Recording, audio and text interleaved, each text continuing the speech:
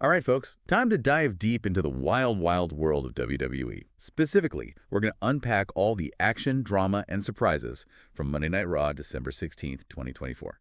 And let me tell you, it's a huge GE one. Yeah. This is the last Raw before the show jumps over to Netflix in January, so the stakes are high. High stakes indeed.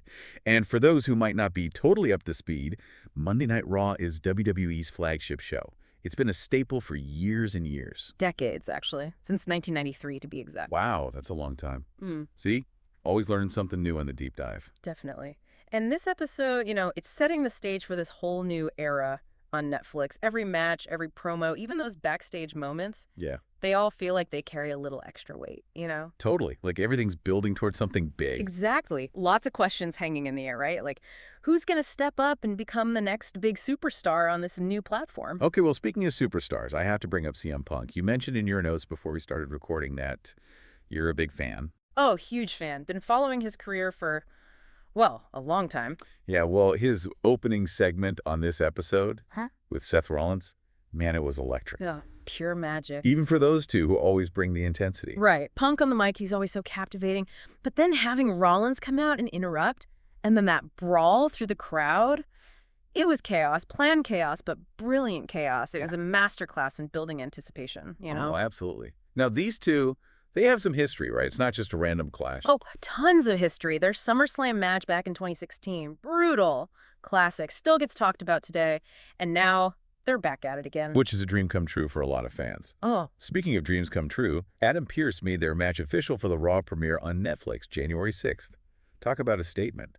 This whole move to Netflix is potentially huge for WWE. Game changer. Potentially bigger budget, edgier storylines, and a global audience tuning in every single week. Yeah, think about it. It's like opening up WWE to a whole new world of possibilities. It could change the game completely. Now, while we're talking about game changers, we got to address the elephant in the room, or rather, the superstars locked out of the room. Oh, yeah. The New Day. Finding themselves on the wrong side of, well, everyone. The entire locker room, it seemed like. Which is wild. Because, come on, the New Day, they're fan favorites. They're always bringing the fun, the positivity. So to see the entire locker room turn on them like that, something big had to happen. Yeah, it makes you wonder, right? Like, what went down? What did they do? Exactly. Is it something they said? Something they did? Or maybe, just maybe, it's all one giant misunderstanding. I'm hooked. It's like a wrestling whodunit. It wouldn't be the first time a storyline like that played out in WWE. It keeps things interesting, for sure. Yeah. And speaking of interesting, let's shift gears and talk about Rhea Ripley. Now, you called her a master manipulator in your notes, but I'm not entirely convinced. That whole segment with her, it felt more like a force of nature, you know what I mean? Oh, I hear you. She definitely has that raw intensity, right? That unpredictable energy. She absolutely dominated Liv Morgan, who, by the way, is the current #1 contender for the Women's Championship. That's the wrestler who's next in line to challenge for the title, for those who are new to this world. Right. So Liv's got a big match coming up, and Rhea just steamrolls right over her. Verbally, too. I mean, that chicken tender slut comment directed at Dominic. Shocking. Brutal. And honestly, a little bit funny. I don't know, their whole dynamic, it's so twisted and complex. Yeah, they blur the lines, that's for sure. It's all part of their ongoing story, this strange, almost mentor-mentee, but also sometimes antagonistic relationship. It keeps you guessing. It's definitely working. Okay, speaking of complex characters, we got to talk about Karrion Kross. That backstage encounter with The Miz, I felt the tension through the screen. Oh, Kross is a master of intimidation, no doubt about it. The way he just casually volunteered The Miz to face Dexter Lumis next week. Cold!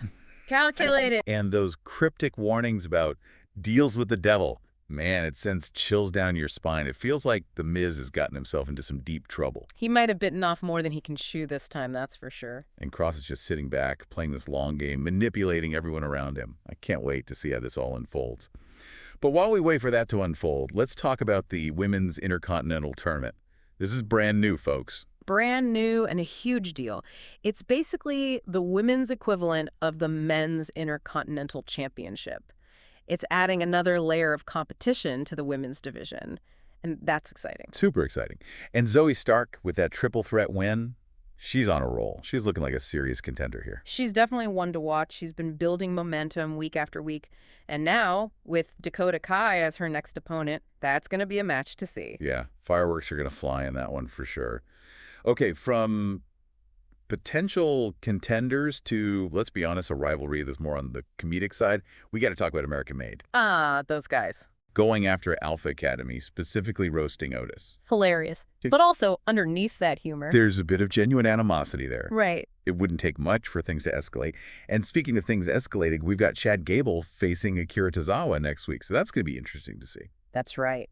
And on top of that, we can't forget about Pete Dunne. Yep. You mentioned in your notes that you think he's ready for a singles run. I do. And his growing frustration with R-Truth, it could be the catalyst. It could be.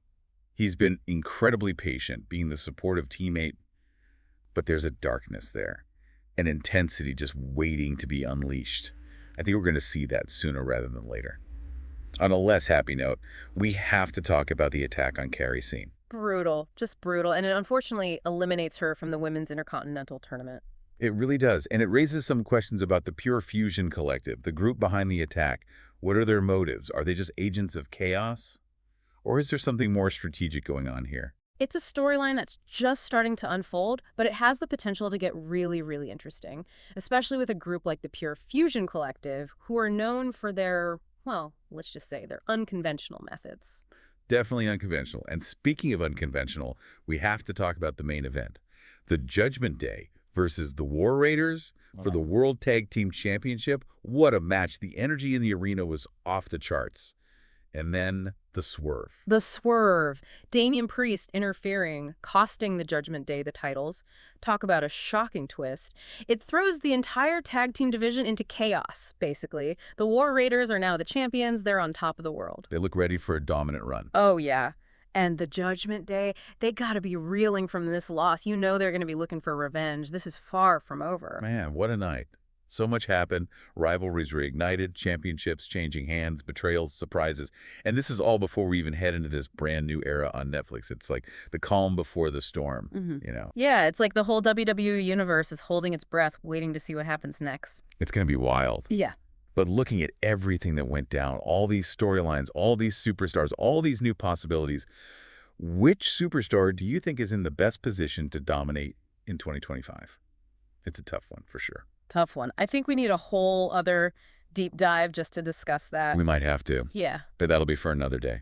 For now, thanks for joining us for this deep dive into the world of WWE. We'll be back soon to break down even more action. Always a pleasure to dive deep.